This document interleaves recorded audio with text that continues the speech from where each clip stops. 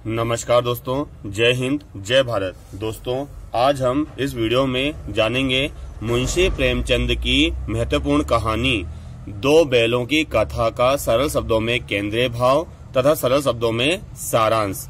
दोस्तों, मुंशी प्रेमचंद जी का वास्तविक नाम था धनपत राय।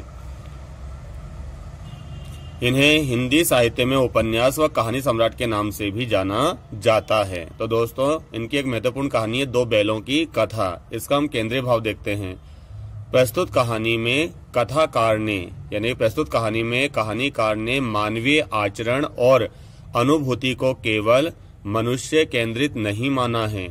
दोस्तों, जो आचरण होता है, जो अनुभूति होती है, वे मनुष्य में नहीं, लेखक का मानना है कि ये सारी विशेषताएं पशुओं में भी होती है। यानी कि वात्सल्य का भाव, अनुभूति का भाव, हर्ष, दुख, उत्साह। सामान्य मनुष्य की तरह पशुओं में भी हर्ष उल्लास, सुख दुख और अपने पराये का अनुभव होता है। इस कहानी के दो प्रमुख पात्र हैं, दो बैल हैं जिनका नाम है हीरा और मोती।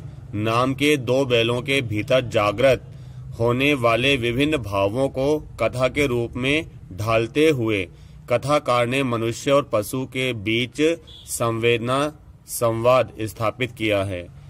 वह जीवन मूल्यों के विस्तार का प्रयत्न तो करता ही है, जीवन मूल्यों की करुणा भी अपने में समेटे हुए है।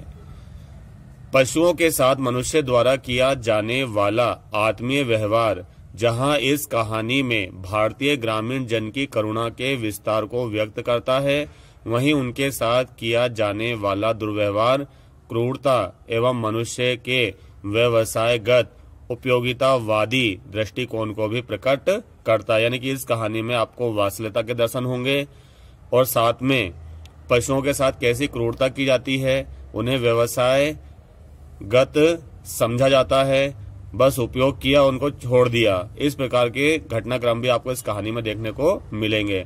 यानी कहा जाता है कि जो मनुष्य के अंदर गुण होते हैं ना, जो मानवता का गुण होता है, वो हमें नहीं पशुओं के अंदर भी होता है। यानी पशु भी मनुष्य के हाव भाव से सारी बातें जान लेते हैं और वो आपस में एक दूसरे से क्या करते हैं, बातें भी करते हैं।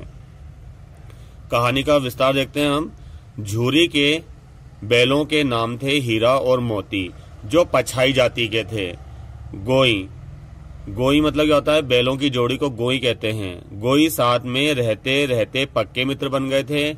एक बार झूरी ने गोई को अपने साले गया को दे दिए। यहीं से उनके जीवन में एक नए अध्याय का आरंभ होता है। यानी कि बैलों के जीवन का एक नया अध्याय आरंभ होता है। दोनों बैल गया के यहाँ से भागकर फिर से झूरी के पास आ जाते हैं। यानी कि गया के यहाँ से भागकर बैल कहाँ आ जाते हैं, झूरी के पास आ जाते हैं, यानी अपने मालिक के पास आ जाते हैं। इसको लेकर पति पत्नी के मध्य नोकझोंक भी होती है। आपने देखा होगा बड़े घर की बेटी, उसमें क्या कहते हैं प्रेमचंद जी कि स्त्री सबको सहन कर लेती परंतु अपने मायके की बुराई सहन नहीं कर पाते। तो इसी प्रकार यहाँ पर मायके को लेकर पति पत्नी के बीच में नोकझोंक होती है।